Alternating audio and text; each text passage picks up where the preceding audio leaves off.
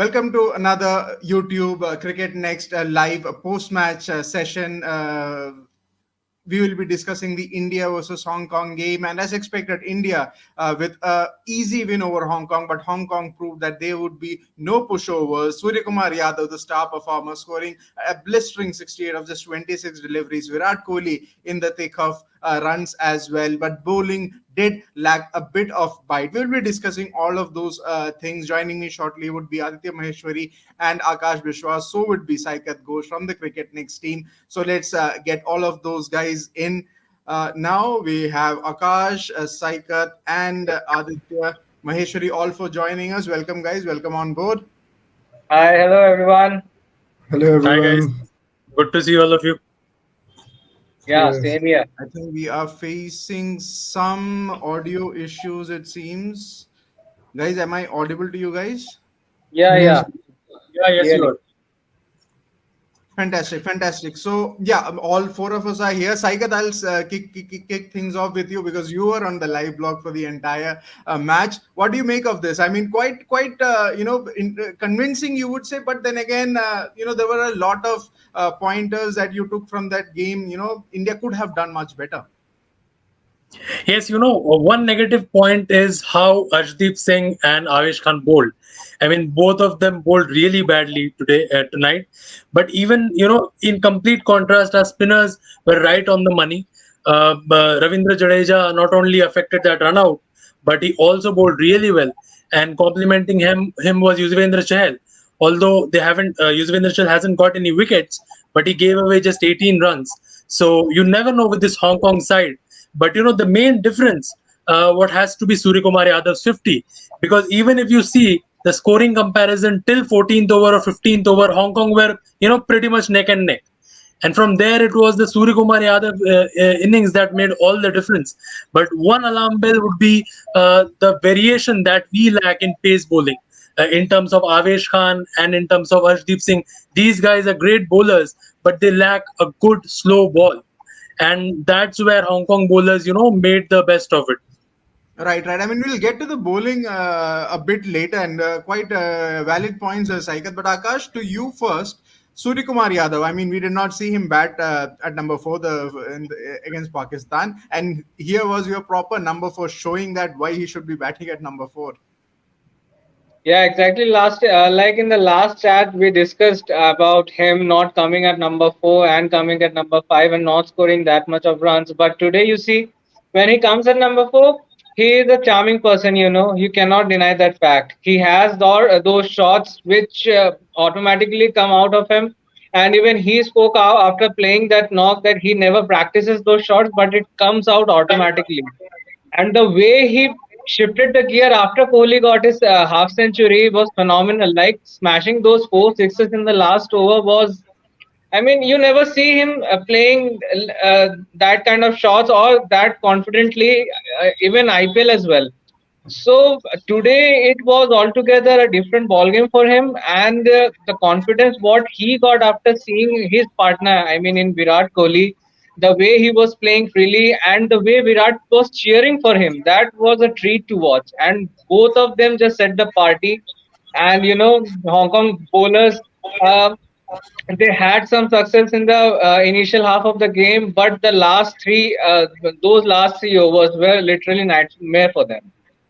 That's absolutely right. The last 3 overs, India ransacked 57 runs, and that in a way really proved to be the game changer, for India. And that is where probably Hong Kong lost the game, the death overs, and then they were not really in the game after that. A score of 192. Suryakumar Yadav himself saying that a score of 170 he was aiming at before going into bat, but everything just went right for him, and he expressed himself was his exact words. Aditya, if I have to come to you, another decent amount of performance you saw was from Virat Kohli. 193 days it took for Virat Kohli to score a 50 there.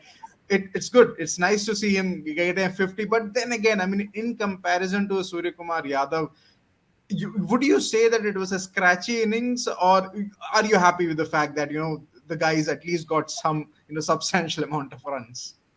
To be honest, you can't compare Virat Kohli to Surya Kumar Yadav. They both are different kind of players. We have always seen Virat Kohli taken 40, 42 balls to score his first 50 runs. After that, he Right. just unleashes on the bowlers. So it's not like a Virat Kohli scored 50, has scored 15, 20 balls or 25 balls in the past. It's a typical Virat Kohli knock, but he would have scored a lot more boundaries there. But the good thing about his knock was the rotation of strike, which we Right. missed in the past couple of innings or in the IPL also. That he played a lot of dot balls in IPL this season, but today he was rotating strike at a regular interval and taking those doubles, quick doubles, and was complementing Suryakumar Yadav very well in the end. So it was a good inning. It came against Hong Kong, so people will not rate it that high. But Virat Kohli needed that, and he was in a good touch. We can't say he was at his best, but it was a good knock, not if not the best. That is true. I mean, there is something, as you rightly mentioned, something that Virat Kohli needed, and maybe something that Virat Kohli fans would have also needed. But one more, performance that I like to, focus here. And again, Saikat, I'll come back to you. KL Rahul scored 30 odd runs, but look at that strike rate.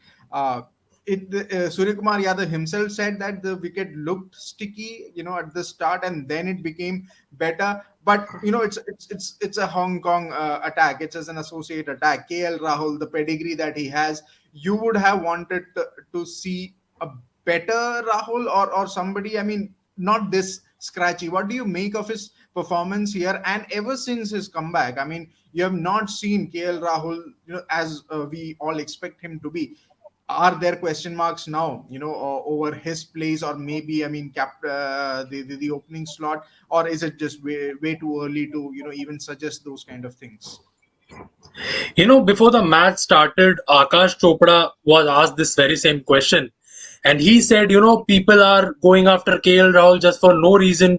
Look at his strike rate. Maybe his strike rate is a little bit down for IPL and franchises, but in national team, when it comes to playing for India, he gives his best. So let's not go after him. That's what he said. But you know what? After this match, I'm really starting to, doubt this thing because KL Rahul was so slow. I mean, this pitch was completely different to what the pitch was against Pakistan.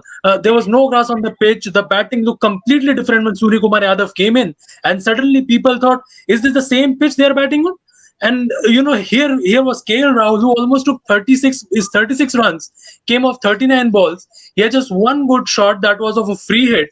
But after that, it's a team like Hong Kong. I completely agree. Hong Kong bowled really well, especially in the middle overs when Murtaza was bowling.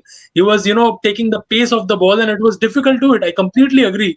But KL Rahul being KL Rahul, after playing at the toppest level of the game, playing for Punjab Kings, playing for India at the top, he should have got going by this time.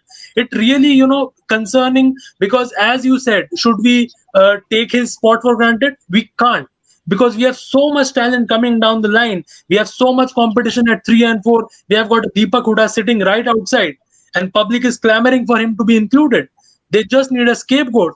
And if KL Rahul keeps on batting like that, he'll soon become the scapegoat. It could very well be a possibility. I mean, the way that India is experimenting with with their 11, you saw Dinesh Karthik and Rishabh Pant being part of this 11, and no Hardik Pandya, you could probably see a Pant opening against Pakistan in the Super Fours. I mean, that could be a real possibility there. If KL Rahul's form, remains or continues to be scratchy that way. Talking about form and scratchiness, I mean, in the Indian bowling, I mean, you would have expected Indian bowling to just bundle out the, Hong Kong the team just about, would have probably not gone the distance. But then again, it did. Arshdeep Singh and Avesh Khan, the two young pacers, both of them went for over 10 runs per over, not something not ideal heading into, a Super 4 kind of a situation, Akash. Yes, see, these two guys have been around with the Indian team for a long time now. I mean, it is a third series on the trot for them, and the way their careers took off. Though Arshdeep had, I mean, he was a notch higher than Avesh Khan, but today both were on the same page. And sometimes I feel, I mean, really, I feel for Avesh Khan because he has, I mean, traveled those hard yards in the IPL. He has performed so well. He has taken wickets, has been the topmost wicket taker of a season. and now when he is coming into the international scene, that charm has gone somewhere. Because even Rohit Sharma knows that there is a problem with Avesh Khan, but I mean, give credit to Rohit Sharma's captaincy and the manner with which he manages his play. He knows that Avesh Khan will go for runs, but he still uses him in such a way that even if he is giving runs, he can take a wicket. And you must agree with me, like Avesh Khan has a knack of taking wickets when he is least expected. You know, वो अचानक से wicket ले लेगा and at that time you will say यार ये क्या bowling कर रहा है. But once again, but after taking that wicket, he should maintain that rhythm. But there, that's the point where he lacks. And Arshdeep, I don't know what was the problem with him, because at the point when Virat Kohli hadn't given much runs, these two has,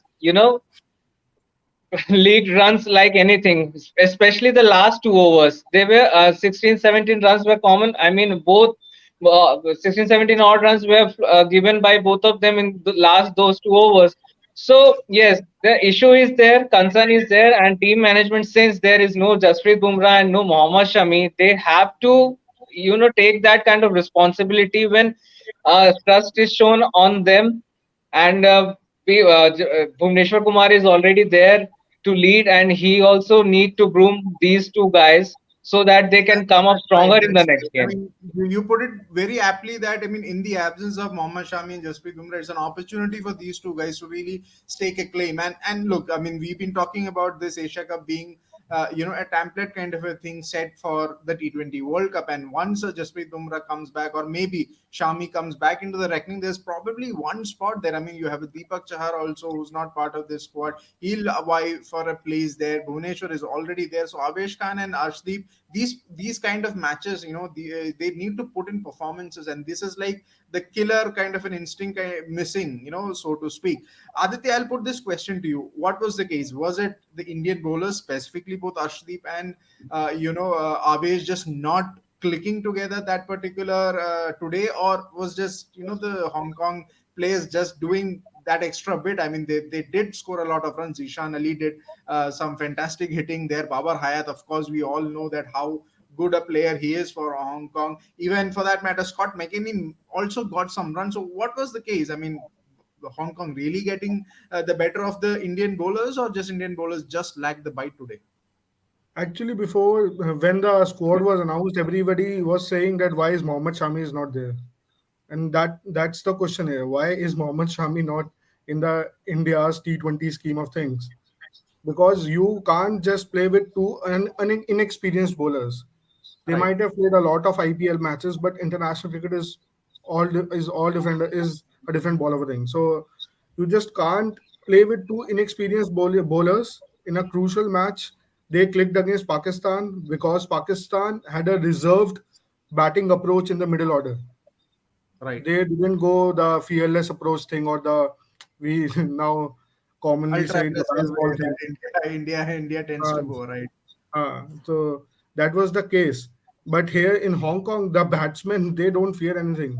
They just know they have to score runs. They have to showcase their talent here. They are just fearless, and they showed it in the qualification stage also. So they are going to play shots. The associate teams players are going to play shots against you. That we also witnessed against Ireland. They played some fearless cricket also against India. So Right, that is true. with India have to think about their bowling attack, because Avesh Khan place is in a big danger here. Because when Jasprit Bumrah and Harshal Patel will return, it will be Avesh Khan who will get out, and That then is true. I mean, that is true. I mean, by the looks then of it, Avesh Khan seems to be somebody who's just going down the pecking order. And as you mentioned rightly, I mean, Harshal Patel is there, Deepak Chahar is there. There are a lot of Deepak Indian Chahar is bowlers there. there. There are a Yes. lot of Indian bowlers there. So overall, it's not something that you would say that you would have liked. It's not a 10 out of 10 performance for India, but then again, convincing win. And what it ensures is the fact that they are into the Super Force. Afghanistan made it to the Super Force. Now India is the second team making it to the Super Force tomorrow. Bangladesh and Sri Lanka would play, and that's a virtual knockout in a way. Whoever wins makes it to the Super Four, and Pakistan would be playing the final league game against Hong Kong expecting that Pakistan would be the fourth team, also making it to the next stage. That sets up a very mouth-watering round two of India versus Pakistan. And before we wrap this session up, a brief comment from all three of you regarding that second round. In a way, Akash, I'll start off with you. India Pakistan second round. What do you expect? Briefly, if you can tell us. I expect another mouth-watering game unless and until India makes some stunning changes. you know, Rohit Sharma coming out for the toss and naming some random players who, or you can see an Ashwin in the playing 11. You never know what they're gonna do. Wonderful. Yeah, but what can I say that KL Rahul gonna stick in the top of the order because since the Indian team management has put their money on him, so they will give him time. The kind of player he has been, and the amount of runs he has scored in the shortest format. And though it was not a good outing for him, but he has shown some improvement in comparison to the last game, and so did Kohli. So, since all these players getting back among the, scoring ways, so I think it's going to be a much entertaining game than what we had on Sunday. And also, I hope that they end their games within the time limit so that they should not get fined once again for slow over rates. That's That's that's all quite I can important. say. That's very important. Saikat, if I have to come to you, my question is specifically regarding the bowling. Would you change anything in this bowling lineup for the Pakistan game? Because honestly, now Pakistan would expect what an Arshdeep Singh brings to the table, what an Avesh Khan brings to the table, and they would be more than ready for this kind of an attack now. Now, obviously, Hardik Pandya comes in, and since Hardik Pandya comes in, this bowling attack looks completely different. But now, since the way Avesh Khan and Arshdeep Singh bowled, it's really is a cause of concern because if I could take you back to the stats, 4 overs, 53 runs by Avesh Khan, that's too much. And same goes for Arshdeep Singh as well. I mean, in T20 games, you just need one bad over, like Australia did to Pakistan last T20 World Cup. One bad over from Shaheen Shah Afridi, that was it. The tournament was over. So if you ask me if I could change the bowling lineup, definitely I would like to bring a Ravichandran Ashwin in this side. Maybe bring him. You have got Hardik Pandya, so you've got a seamer there, and then you have got an Ashdeep Singh. That's your second seamer, and obviously Bhuvaneshwar Kumar. So you have got your three seamers there. Bring in a Ravi Ashwin in place of Avesh Khan. Why not? Why not bring a Ravi Ashwin? Ravi Ashwin can bat as well. And his stats are also very good. Since his comeback in November 2021, he has picked 12 or 13 wickets, batted well. And the way he has been treated by this team management, suddenly brought back, then suddenly left in the lurch.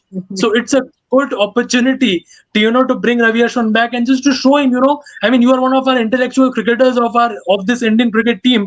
Give him the respect that he deserves. That's true. I mean, give him the respect that he deserves is something Saikat's really rooting for. Seeing Ravichandran Ashwin against Pakistan, that could be a reason. Rohit Sharma did mention it's about experimentation. 2 games you have seen quite a bit of experimentations there. Aditya, final word for you. Now you see DK and both Pant in this lineup. Did both of them did not get to bat? Both of them did, practically close to nothing. I mean, yes, Pant was the Hmm. wicket keeper. What do you do for Pakistan game? As Saikat mentioned, Hardik Pandya would most likely come in. Who is going to sit out? Do you think Pant is again going to sit out, or it's going to be DK? So if we consider this management, I don't think I am not sure what will they do. They can do anything because for the past 7 months they are doing. We had 6, 7 captains. We are not sure Eight this team captains, is I playing think. with what approach. We have no clear idea because we were playing with a fearless approach in England and then in West Indies, and now in Asia Cup there is no fearless approach here. Not even in batting against Hong Kong, there was only Suryakumar Yadav who batted with such approach. So we have no clarity over what the team management really wants here. Because including Dinesh Karthik over Pant was a gamble. Everybody can agree with this. But Dinesh Karthik, if you are considering Dinesh Karthik as a finisher, then it might be a better option. If only as a finisher, you can't play him at number 4 or number 5, but Rishabh Pant can give you that leverage. So that's the thing. What actually they want, because if they are playing without Rishabh Pant, then automatically Ravindra Jadeja's batting order will shuffle again. Right. True. True. So that's the case here. If they are okay with Ravindra Jadeja playing at number 4 and Suryakumar Yadav again shifting to number 5, then that's the case. What the team management wants here, they want a finisher or they want a player who can bat anywhere like Rishabh Pant. That's true, absolutely true. I mean, India does have a lot of questions to answer within themselves. That is, with the kind of approach they have taken in the Asia Cup, with the kind of changes they have done in the first two games. Personally speaking, I would like to see Pant open, KL Rahul being dropped, and DK being accommodated in that 11, and Surya Kumar Yadav at number 4. That's something that I would like to see, and a left-hander at the top of the order would actually be beneficial against Pakistan. Who knows? But that is something that we will discuss at much more detail with all these four gentlemen, or at least two of you guys, in the coming week. That is most likely on Friday. We will take a deeper look at both the Pakistan and the Indian teams ahead of their Super 4 clash against India versus Pakistan. And with that, we close this session and hope you guys enjoyed this session. Another victory for India. India are through to the Super Fours. They have 2 days, 3 days of rest before they take on Pakistan again, and we will be back again. Thank you once again for Aditya, Saikat, and Akash for your valuable insights and taking time out. And yes, that's about it from us, guys. And if you like this content, please do subscribe to our YouTube channel. Give us a follow back at our Facebook and Twitter accounts. And as I also mentioned the last time around, we have some terrific writers here. Again, Saikat, Akash, Aditya being a part of that. So also do follow our stories at the on CricketNext website as well. So till the next time we see, it's a goodbye from us. Goodbye. Bye bye. Bye.